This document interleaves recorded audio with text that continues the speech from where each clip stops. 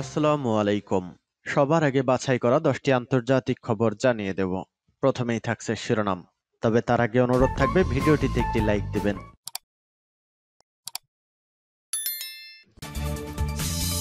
পুরোদমে ইসরায়েল ফিলিস্তিনে যুদ্ধ চলছে, জানিয়ে দিব হাতে থাকা গুরুত্বপূর্ণ আপডেট আন্তর্জাতিক সংবাদ। প্রথমেই সংবাদ শিরোনাম, যুক্তরাষ্ট্র ও ইরান কি সংঘাতের পথে হাঁটছে? এরপর জানিয়ে দিব কৃষ্ণ সাগরে রুশ যুদ্ধজাহাজ ধ্বংসের দাবি ইউক্রেনের। এদিকে গণকবরে ফিলিস্তিনিদের লাশে নির্যাতনের চিহ্ন। আরো জানিয়ে দিব চীন রাশিয়া আরো কাছে, দুশ্চিন্তায় পশ্চিমারা। এরপর জানিয়ে দিব হামাসের বিরুদ্ধে লড়াই করতে চায় বেনে মেনাসেরা। এবং সর্বশেষ জানিয়ে দিব পাকিস্তানের নির্বাচন, ভূমিকা বদল হলো ইমরান খান ও নওয়াজ শরীফের। শুনছিলেন সংবাদ শিরোনাম, এখন বিস্তারিত। তবে অনুরোধ থাকবে ভিডিওতে একটি লাইক করে দিন এবং কমেন্ট করে জানিয়ে দিন আপনার মূল্যবান মতামত। যুক্তরাষ্ট্র ও ইরান কি সংঘাতের পথে হাঁটছে? জর্ডানে মার্কিন সেনা ঘাঁটিতে ড্রোন হামলায় 3 মার্কিন সেনা নিহত হওয়ার ঘটনাকে যুক্তরাষ্ট্রকে ইরানের সঙ্গে ছায়াযুদ্ধের দিকে টেনে নিয়ে যাচ্ছে। যুক্তরাষ্ট্রের দাবি, ইরান সমর্থিত কট্টর জঙ্গি গোষ্ঠী এ হামলা চালিয়েছে। এখন এই ঘটনাকে কেন্দ্র করে প্রেসিডেন্ট জো বাইডেন ইরানকে পাল্টা জবাব দেওয়ার কথা বলেছেন। এতে নতুন করে প্রশ্ন উঠেছে, যুক্তরাষ্ট্র এবার সরাসরি ইরানে আক্রমণ করবে কিনা। তবে ইরানের ওপর কোনো আক্রমণ করা হলে ইরানও ইতিমধ্যে পাল্টা আক্রমণের হুঁশিয়ারি দিয়েছেন। যদিও কয়েক বছর ধরে ইরানের সঙ্গে যুদ্ধ এড়ানোর চেষ্টা চালিয়ে আসছিলেন মার্কিন প্রেসিডেন্ট জো বাইডেন। তিনি অবশ্য এখনও পরিস্থিতি নিয়ন্ত্রণ করা যাবে বলে আশাবাদী। যুক্তরাষ্ট্রের নির্বাচনী বছরের শুরুতে জর্ডানে মার্কিন বাহিনীর ওপর প্রাণঘাতী হামলার ঘটনা ঘটল। এর জেরে বাইডেন চাপে পড়েছেন। যদিও এই হামলার পর যুক্তরাষ্ট্র ও ইরান, এই দুই দেশ জানিয়েছে যে তারা যুদ্ধ চায় না। কিন্তু মধ্যপ্রাচ্যে টানা হামলা ও ক্রমবর্ধমান উত্তেজনার মাঝে মার্কিন সেনা নিহত হওয়ার ঘটনায় দেশ দুটি সংঘাতের দিকে হাঁটছে বলে মনে করছেন পশ্চিমা দেশগুলোর বিশ্লেষকরা। সিরিয়ার সীমান্তবর্তী জর্ডানের উত্তর পূর্ব অঞ্চলে একটি মার্কিন সামরিক ঘাঁটিতে ড্রোন হামলা চালানো হয় বলে গত রোববার জানায় যুক্তরাষ্ট্রের সেনাবাহিনীর সেন্ট্রাল কমান্ড। এই হামলায় 3 মার্কিন সেনা নিহত হন, আহত হন 34 জন। হামলার জন্য ইরান সমর্থিত সশস্ত্র গোষ্ঠীগুলিকে দায়ী করেছেন জো বাইডেন। হামলার জবাব খুবই কার্যকর উপায়ে দেওয়ার অঙ্গীকার করেছেন হোয়াইট হাউস। এই হামলার পিছনে কারা জড়িত সেটি স্পষ্ট না হলেও শুরু থেকে সেন্ট্রাল কমান্ড ও বাইডেন ইরানকে দায়ী করছে। তবে ইরান যুক্তরাষ্ট্রের এমন সন্দেহকে নাকচ করে দিয়েছে। মার্কিন কর্মকর্তারা জানান, ড্রোনটি আগে একটি বাসস্থানে পড়ার পর ঘাঁটিতে এসে পড়ে। এটি যদি সরাসরি আঘাত করত তাহলে হতাহতের সংখ্যা আরো বেশি হতো। মার্কিন প্রেসিডেন্ট জো বাইডেন বলেছেন, এই হামলায় 3 মার্কিন সেনা নিহত হওয়ার বিষয়ে যুক্তরাষ্ট্র কিভাবে জবাব দেবে সে বিষয়ে তিনি সিদ্ধান্ত নিয়েছেন। 30 জানুয়ারি হোয়াইট হাউসে বিস্তারিত না বললেও তিনি এতটুকু বলেন, আমি মনে করি না মধ্যপ্রাচ্যে আমাদের ব্যাপক পরিসরে যুদ্ধ করার প্রয়োজন আছে। কৃষ্ণ সাগরে রুশ যুদ্ধজাহাজ ধ্বংসের দাবি ইউক্রেনের। রুশ অধিকৃত ক্রিমিয়ার কাছে একটি বিশেষ অভিযানে মস্কোর কৃষ্ণ সাগর নৌবহরের একটি যুদ্ধজাহাজ ধ্বংসের দাবি করেছে ইউক্রেনীয় বাহিনী। তাদের প্রকাশ করা ভিডিও ফুটেজে একটি বড় বিস্ফোরণ দেখা গেছে। সামরিক গোয়েন্দারা জানিয়েছেন, ছোট যুদ্ধজাহাজ ইভানোভেটসের মূল অংশে সরাসরি আঘাত করা হলে সেটি ডুবে যায়। রুশ কর্তৃপক্ষের পক্ষ থেকে এ ঘটনার বিষয়ে কোনো মন্তব্য করা হয়নি। তবে রুশ সামরিক ব্লগার ভোয়েনকো কোতেনক টেলিগ্রামে লিখেছেন, নৌ ড্রোন দিয়ে 3 বার আঘাত করার পর ছোট জাহাজটি ডুবে গেছে। ইউক্রেনের প্রধান গোয়েন্দা অধিদপ্তর জানিয়েছে, তাদের বিশেষ ইউনিট গ্রুপ 13 এর সেনারা দনুজলাভ হ্রদে যুদ্ধজাহাজটি ধ্বংস করেছে। ক্রিমীয় উপদ্বীপের পশ্চিম দিকে নোনা জলের উপসাগরে প্রবাহিক হ্রদে একটি নৌঘাঁটি রয়েছে। ওই অঞ্চলে রাশিয়ার অনুসন্ধান ও উদ্ধার অভিযান ব্যর্থ হয়েছে বলেও জানিয়েছেন তারা। তাদের মতে ওই অঞ্চলে জাহাজটির মূল্য 60 থেকে মিলিয়ন মার্কিন ডলার। ইউক্রেনীয় পররাষ্ট্র মন্ত্রণালয়ের কর্মকর্তা আলেকজান্ডার সেরেবা এই হামলাকে আকর্ষণীয় বলে বর্ণনা করেছেন। তিনি বলেছেন, স্থানীয় সময় রাত 3:45টায় জাহাজে প্রথম আঘাত করা হয় এবং 4টায় সব ক্রুকে সরিয়ে নেওয়া হয়। তাই জাহাজটি বাঁচার কোনো সম্ভাবনা ছিল না। ইউক্রেন কৃষ্ণ সাগরে ও এর আশপাশে যুদ্ধে বেশ কিছু সাফল্য এসেছে। তাদের নিজস্ব কোনো বহর না থাকা সত্ত্বেও রুশ যুদ্ধজাহাজকে ক্ষতিগ্রস্ত বা ধ্বংস করেছে। ডিসেম্বরে কিয়েভ বলেছিল, তারা ক্রিমিয়ার ফিউডোসিয়াতে নোভোসেরকাসকের বড় যুদ্ধজাহাজ ধ্বংস করেছে। রাশিয়াও নিশ্চিত করেছিল জাহাজটি ক্ষতিগ্রস্ত হয়েছে। 2022 সালের এপ্রিলে দৃশ্যত ইউক্রেনীয় ক্ষেপণাস্ত্র একটি রুশ যুদ্ধজাহাজ ক্ষতিগ্রস্ত হয়েছিল। এছাড়া গত সেপ্টেম্বরে সেভাস্তোপলে রাশিয়ার কৃষ্ণ সাগর নৌ সদর দপ্তরে ক্ষেপণাস্ত্র হামলার পর স্যাটেলাইটের ছবিতে দেখা যায়, রুশ বাহিনী তার কৃষ্ণ সাগরে নৌবহরের বেশিরভাগ অংশ ক্রিমিয়া থেকে নভরোসিয়েস্কে কৃষ্ণ সাগর বন্দরে সরিয়ে নিয়েছে।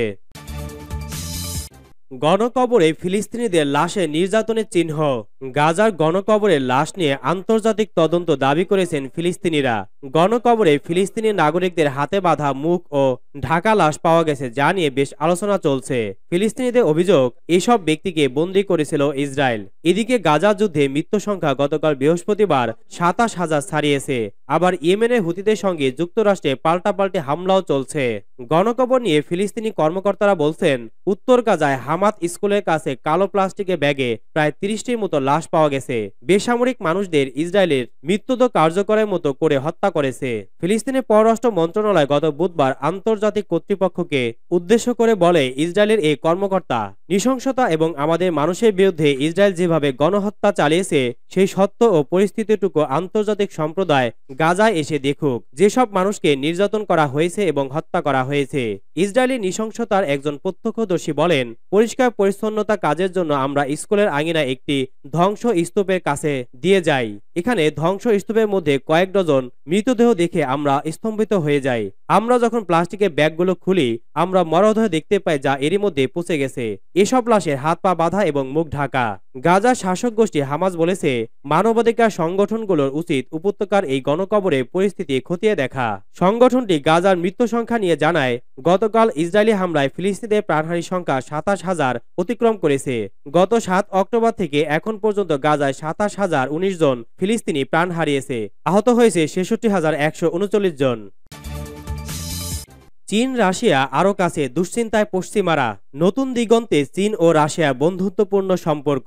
যুক্তরাষ্ট্রসহ পশ্চিমা বিশ্বের চোখ রাঙানি উপেক্ষা করে অবশেষে ইউক্রেন ইস্যুতে মস্কোকে সরাসরি সমর্থন দিল বেইজিং। পশ্চিমা হুমকির মুখেও বদলাবে না অবস্থান, এমনই বার্তা মিলছে শি জিনপিং প্রশাসন থেকে। ইউক্রেনের সামরিক অভিযান শুরুর পর থেকে যুক্তরাষ্ট্রসহ পশ্চিমাদের নজিরবিহীন নিষেধাজ্ঞার মুখে পড়ে রাশিয়া। অর্থনৈতিকভাবে মস্কোকে পঙ্গু করে দেওয়ার চেষ্টা ব্যর্থ হয় পশ্চিমা দেশগুলোর। নিষেধাজ্ঞা থাকলেও বরাবরই রাশিয়ার পাশে থাকে চীন, আর তাই যুদ্ধ শুরুর পর উল্টো বেড়ে যায় মস্কোর রাজস্ব সংগ্রহ, যার পেছনে বড় অবদান রয়েছে বেইজিং এর। শুধু তাই নয়, ইউক্রেন যুদ্ধ নিয়ে বিশ্ব যখন দুভাগে বিভক্ত, ঠিক তখনও অভিযান পরিচালনার জন্য রাশিয়ার কোনো সমালোচনাও করেনি চীন।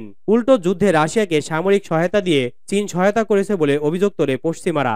এসব বিবেচনায় মস্কো বেইজিং এর সম্পর্ক মোটেও ভালো চোখে দেখছে না পশ্চিমারা। তবে এতদিন প্রকাশ না পেলেও পশ্চিমা বিশ্বের বহু হুমকি ধামকি ও চোখ রাঙানি উপেক্ষা করে অবশেষে ইউক্রেন ইস্যুতে মস্কোকে সরাসরি সমর্থন দিল বেইজিং। বুধবার 31 জানুয়ারি রুশ প্রতিরক্ষা মন্ত্রী সের্গেই শোইগুর সঙ্গে বৈঠকে চীনা প্রতিরক্ষা মন্ত্রী ডং জুন জানান, যুক্তরাষ্ট্র ও ইউরোপীয় ইউনিয়নের পক্ষ থেকে বেইজিং এর ওপর চাপ অব্যাহত থাকলেও অবস্থান বদলাবে না শি জিনপিং প্রশাসনের। আর তাইওয়ান ইস্যুতে রাশিয়াও চীনের প্রতি সমর্থন অব্যাহত রাখবে বলে প্রত্যাশা ব্যক্ত করেন ডং জুন। এ সময় বৈশ্বিক চ্যালেঞ্জ মোকাবেলায় দুদেশের মধ্যে দ্বিপাক্ষিক সম্পর্ক আরো জোরদারে প্রতিশ্রুতি ব্যক্ত করেন চীনা ও রুশ প্রতিরক্ষা মন্ত্রী। এদিকে ইউক্রেন ইস্যুতে পরাশক্তি চীন ও রাশিয়ার ঘনিষ্ঠ সম্পর্কের খবর সামনে আসতেই পশ্চিমাদের দুশ্চিন্তা আরো বাড়ল বলে মনে করছেন বিশ্লেষকরা। হামাসের বিরুদ্ধে লড়াই করতে চায় বেনে মেনাসেরা। জোসেফ হাউকিব সদ্য স্নাতক। হামাসের সাথে যুদ্ধে লড়তে ইসরায়েলি সেনাবাহিনীতে যোগ দিতে প্রস্তুত তিনি।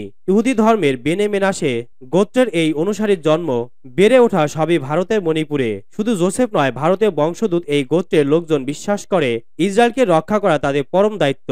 বেনে মেনাসাকে ইহুদি ধর্মের 10টি উপজাতির একটি বলে দাবি করা হয়। কথিত আছে, খ্রিস্ট জন্মের 721 বছর আগে আশিরীয়রা ইসরায়েল থেকে এই 10টি আদি উপজাতিক বিতাড়িত করে।